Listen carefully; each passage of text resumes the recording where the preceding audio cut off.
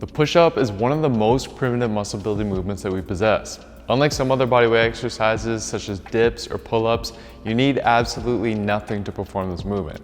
It can be used for strength development, muscle growth, or even as an effective warm-up tool. And in fact, at least for beginners, it's been shown in the literature to provide chest and triceps size and strength gains that are comparable to that of the bench press. However, just because it's a simple exercise doesn't necessarily mean that it's simply done.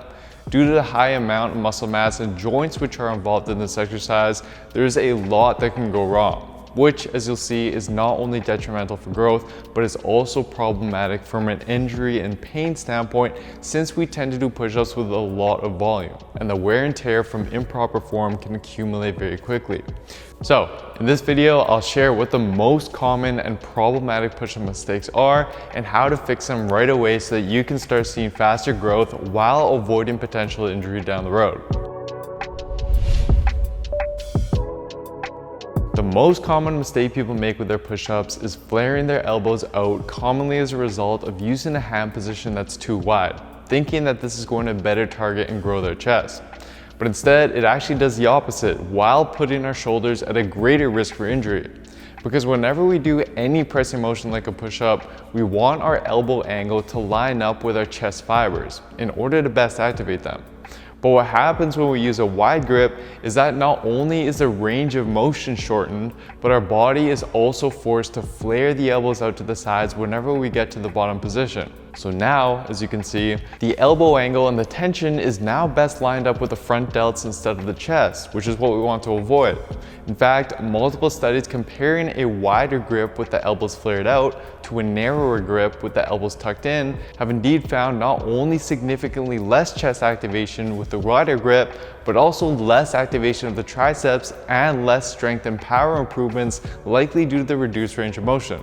So instead, use a grip that's roughly just outside shoulder width or narrower. And then when you execute your push-ups, don't forget to tuck your elbows in towards your body rather than flaring them out. Now, as for the optimal elbow angle, here's what research has to say. One study examining the effect of elbow placement during the push-up found that at degrees higher than 60 degrees out, the shoulder is placed in a compromised position that can lead to shoulder impingement. So keeping them tucked to below a 60-degree angle, preferably right around 45 degrees, is recommended. What you'll find when you implement this to your push-ups is that rather than moving vertically up and down, your body will now actually move forward and back, similar to the correct bar path of your bench press, which is a good thing. So make this simple tweak in your elbow positioning, as it will not only help place our elbows in the optimal position for chest activation, but will also be a much safer position for your shoulder to be in. Next, we want to be mindful of our hand orientation. The first problem that we see is when people have their hands turned in slightly. What this does is it not only encourages the flaring of the elbows, which, as I previously mentioned, is something that we want to avoid, but it also places our shoulders in an internally rotated position that puts us at a greater risk for shoulder impingement. Not to mention the added shear stress on the elbows that research shows this hand placement causes as well. So instead, when you perform your push-ups, keep your hands in a neutral position. So not pointed in, but also not pointed out. Because similar to how you would set your feet when you squat, you should actively screw your hands into the ground like so to promote external rotation of your shoulders before your push-up. So if your hands are already pointed out quite a bit, then this prevents us from being able to do this. Then, after you set your hands, you want to promote this position as you go into your push-up by thinking about distributing the weight in your hands more externally rather than internally, by again, thinking about screwing your hands outwards. Apply this tweak and you'll immediately notice a big difference in the stability and the comfort of your shoulders as you perform each rep.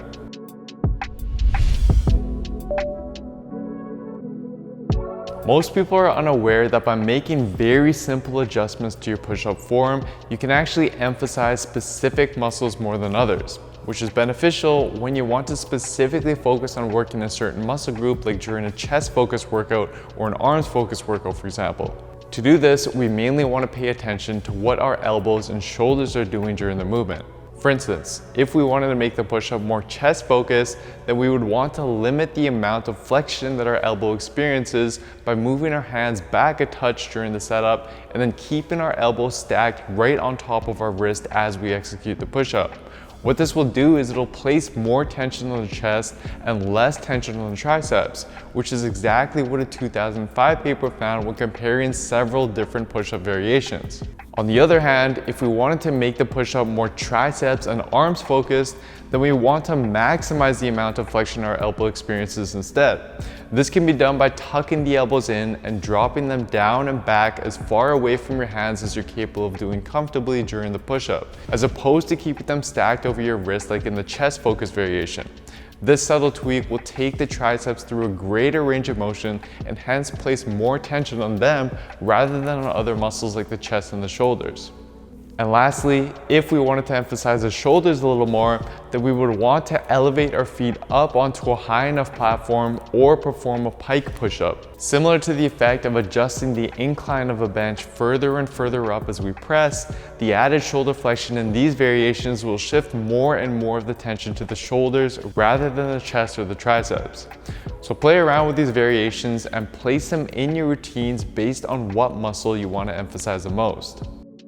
The next mistake is something I've talked about frequently for other exercises, but is just as commonly seen with push-ups, and it's shrugging the shoulders. Even if you have the proper hand placement, once you start fatiguing and grinding out reps, it's very easy to let the shoulders shrug up towards the ears. This not only shifts tension away from the chest and onto the traps, but it also causes you to lose a ton of stability and pressing strength. So instead, using your lats, actively pull your shoulders down and away from your ears and into a stable and locked position that you want to now maintain as you perform each rep. This simple change will add a ton of much needed stability to your push-up, improve your pushing strength, and ensure that most of the tension goes towards the target muscle rather than the traps. Lastly is speed. For most of you with a good amount of training experience, push-ups become fairly easy when done only using your body weight. And as a result, when you do perform them, you probably tend to knock out a bunch of push-ups as fast as possible or just with a relatively fast tempo. Now, if you're doing this for a fitness test, then go for it.